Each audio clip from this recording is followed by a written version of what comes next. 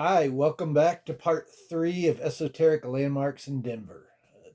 In this video, we're going to look at a number of different uh, sites that are both within Denver and Aurora, which borders Denver, Colorado. And we'll be making our way from downtown Denver into Aurora and out to the Denver International Airport. So we'll be looking at the Aurora statue, the Aurora Municipal building, and some of the artwork around there, the 720 Aurora Theater Shooting Memorial, the Buckley Space Force, the Stephen D. Hogan Parkway, the Gaylord Resort and Convention Center, and then Denver International Airport itself. So you want to stick around through the whole thing. We're going to look at a number of different things that most people aren't aware of that, have a esoteric or spiritual or curiosity value to them. And I will give you the backstory on a number of these locations that you're just not going to find anywhere else. So come with me as we take this journey. Here we are at the Aurora Monument. This is the goddess Aurora. It's right near the Aurora Municipal building on the way out to Denver International Airport. As you can see, it's kind of a obelisk with rays of the sun around it, and it's just a goddess figure for Aurora itself, the city of Aurora itself, Aurora, Colorado.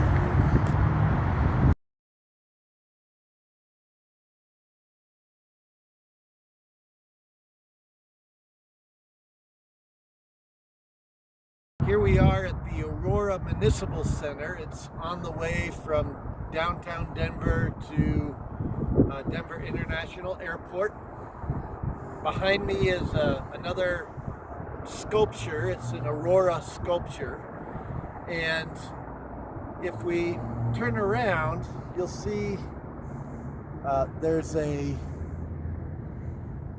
this is kind of like a lawn area with a little amphitheater. This is the Aurora Public Library.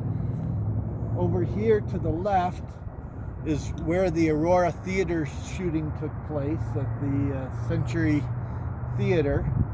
And then to the right of the library is actually the courthouse and the police station. And we're going to go around the corner here to the Aurora Theater Shooting Memorial, which is another sacred ground, and so we'll take a look at that as well.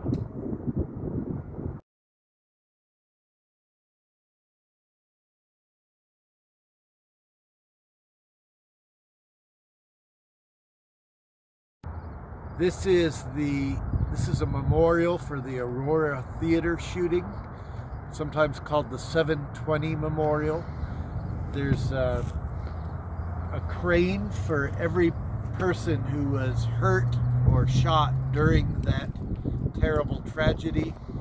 The silver cranes are for those who actually died during the shooting, and the white cranes are for people who were injured.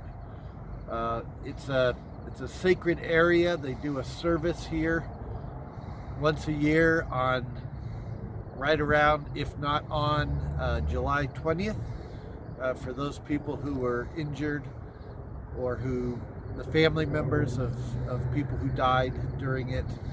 And it's considered sacred ground. It's right next to the Aurora Municipal Center.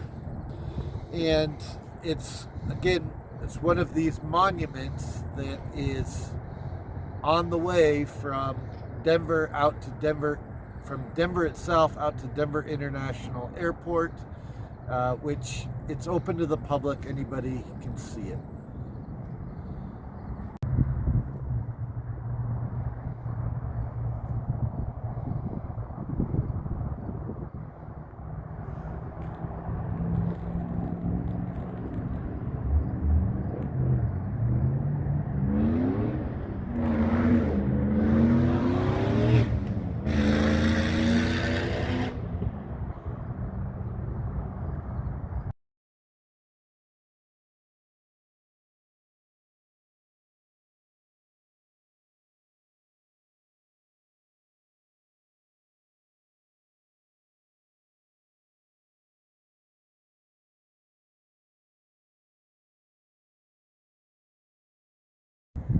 This is Buckley Space Force Base. It used to be Buckley Air Force Base, and then it became Buckley Air Command. It is also not too far from, it's about halfway between the Aurora Municipal Center and Denver International Airport. It's on the way to Denver International Airport. It's pretty cool. Not too far from here is also where there's a future spaceport planned for future space travel. These have also been called the Eyes of NORAD. NORAD, which is in Cheyenne Mountain down in Colorado Springs, is a base that's inside of a mountain, and it's designed to withstand a direct nuclear bomb attack and be able to keep operating. So, but these satellite dishes that are in these giant buckyballs are there specifically to monitor the entire North American airspace.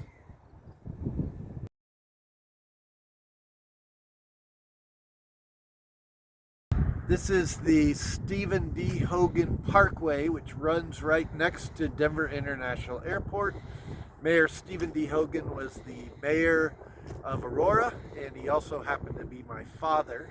And he developed a lot of he helped to develop a lot of the Airtropolis region, which is connected with Denver International Airport. And we'll see some more things related to him and Denver International Airport, including the E470 Parkway, in which my father, Stephen Hogan, was also the executive director for several years to help build it. That goes out to Denver International Airport as well.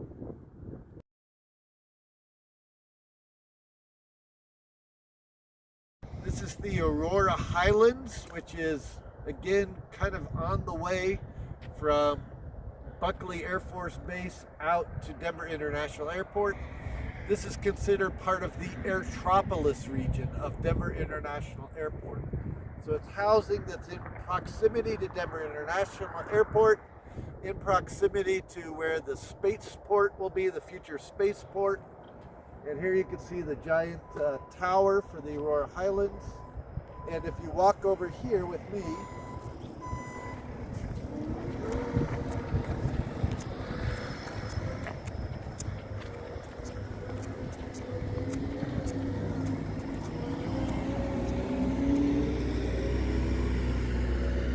here's a plaque commemorating my father again, Mayor Steve Hogan of Aurora, who helped to break ground and get this whole area going for the Airtropolis region for housing right inside the Denver International Airport Airtropolis region.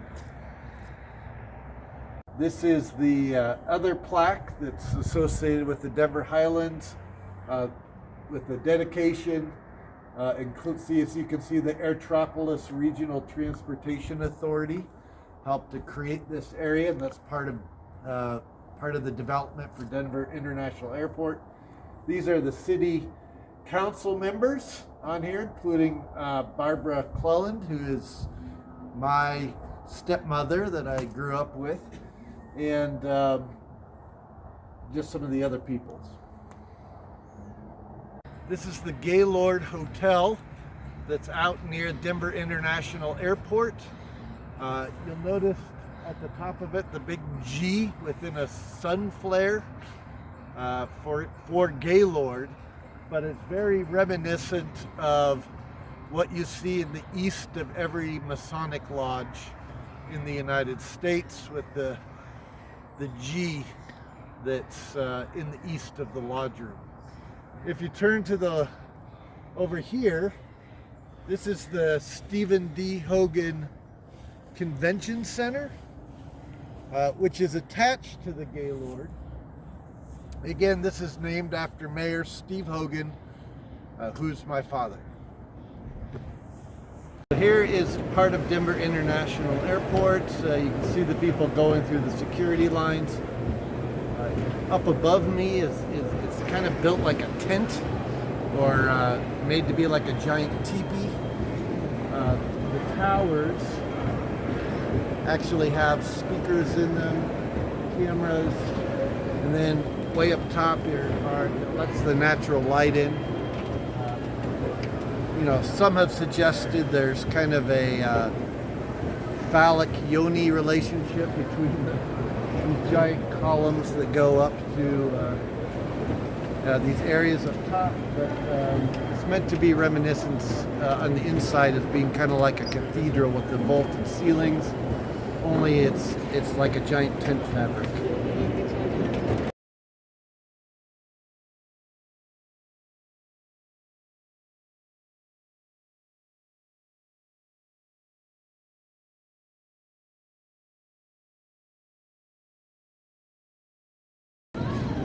Here we are at Denver International Airport. This is one of the gargoyles. There's two gargoyles that overlook the baggage claim.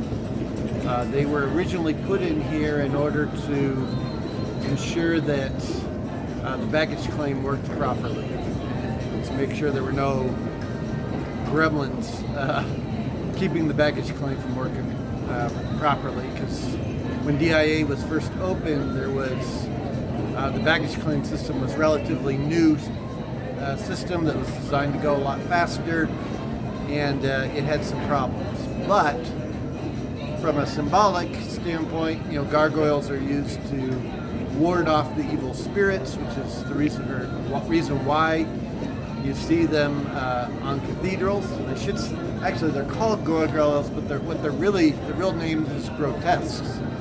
So these grotesques were put on the cathedrals to ward off the evil spirits. And but here we have them at Denver International Airport. This is one of the two.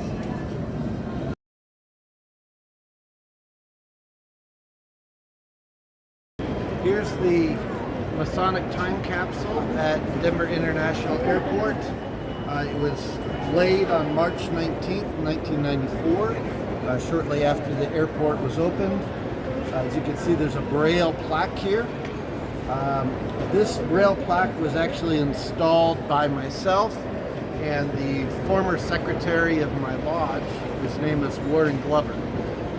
When the airport was first put, when this was first put here in the airport, we had a plastic one on here for, I don't know, almost 10 years. And then Warren and myself came over here and put this metal one on here. There's lots of conspiracy theorists that try to say that this is some sort of secret alien language, but it's actually just Braille.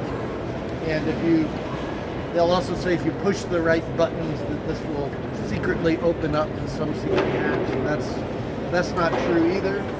It's just a time capsule. There's things that are put in there by the Grand Lodge. You will notice that Roy Romer at the time was governor, and Mayor, you had Wellington Webb, who we talked about in a previous video, and Federico Pena is also mentioned on here. He was, and Pena Boulevard is named after him, and that's the boulevard that goes out to the airport itself. But yeah, so this is the Masonic sundial. It gets a lot of attention, but there's nothing that exciting inside of it. But it'll be fun to open it up in 100 years and be able to see the things that were put in it. But it is not a secret hatch to the underworld, nor is this secret alien language. It's just Braille. This is the famous blue horse out at Denver International Airport. It was created by the artist Luis Jimenez, and it's famously called Lucifer. It's said to be a Mustang.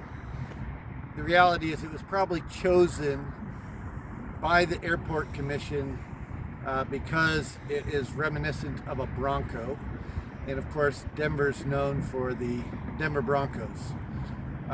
Jimenez, I can put to rest the idea that Jimenez was a Freemason and this was some sort of Masonic conspiracy. Jimenez was not a Freemason. He does have a brother in California who is a Freemason. But this particular sculpture, unfortunately, killed the artist while he was right before he was done making it. A piece of it fell off and severed an artery in his leg. He was too far away from the hospital, and unfortunately he bled to death. So it had to be painted post-mortem after he died. There were other people that were able to complete the project and paint it, after which it was put up here. It does have a glowing red eye, which seems ominous to some people. Some people have said all kinds of strange things about it, like it's one of the horses of the apocalypse or something ridiculous like that. But the fact of the matter is, it's just a big blue horse. Denver likes blue animals. If you go down to the convention center, there's also a big blue bear that's at the convention center. But so here's the big horse that's welcoming people to Denver International Airport as they come in.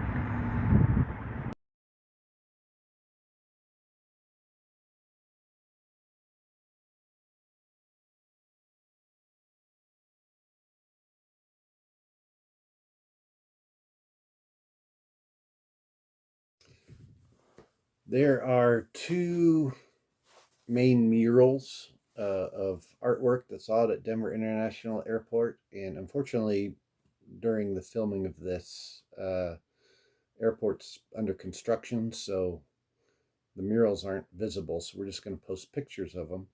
But just to give you a little explanation of their meaning, they were done by Leo Tenguma, who completed them in 1995 while the airport was being built, and they were installed while the airport was being built. And the murals depict one of the murals. There's two parts to it. One part shows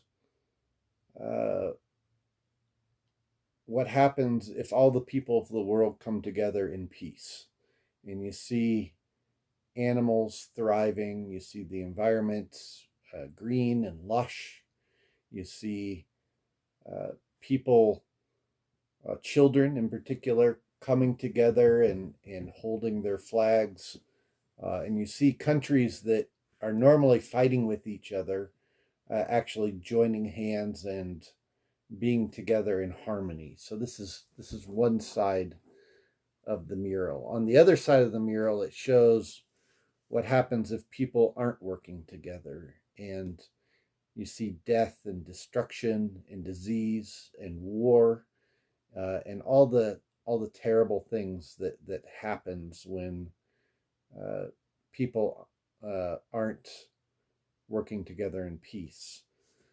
There's a old saying that says, "Those who aren't at peace with themselves are at war with the world." And when we don't find that peace within ourselves, then we lash out in terrible ways, and that ends up hurting our environment. It hurts our animal friends who live in this environment, and ends up hurting the other people around us. So this double mural was installed in the airport so that as the people who come through the airport look at it, it's saying, look, you have a choice about what your future is going to be, and you're going to create that future. Each one of us, each person, as we look at our future, is that potential future is created now with how we behave towards our earth and how we behave towards each other.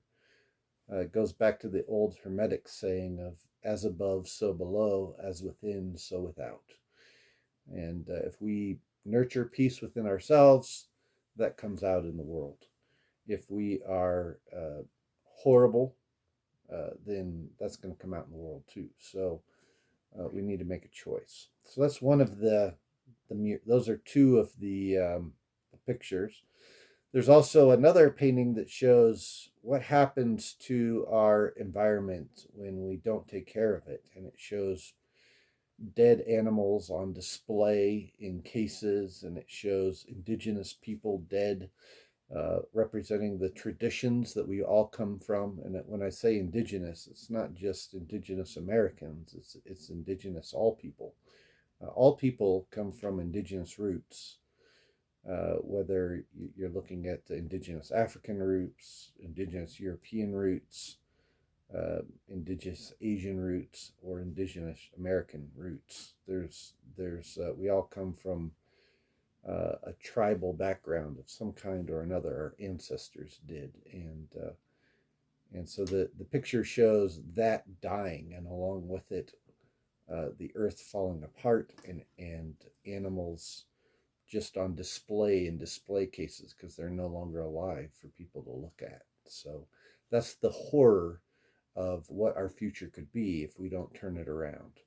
So it's put there as a warning to people that we need to keep that in mind, so that our world doesn't become that, and so that we can go into a brighter future together and a brighter world together, living in harmony with each other, living in harmony with our environment, and living in harmony with our animal friends who are a part of this world too.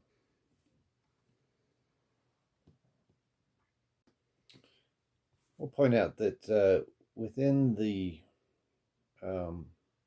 one set of the murals, you see a soldier in a gas mask killing a dove, representing, of course, the war and the destruction and everything else that comes when people's egos are completely out of whack.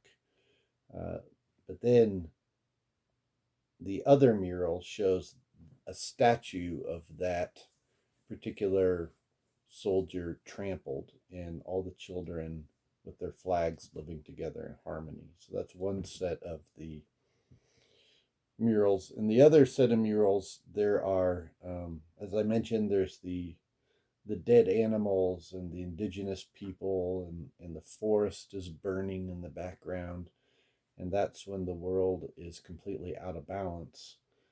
But then in the other mural, you see 32 children with a hidden 33rd child in the background, who are all living together in harmony and peace with the planet. And you even see a bird that's kind of emblematical of a phoenix in the center of all of that, representing the birth of the new potential, or that we can still turn things around and save this world and save ourselves.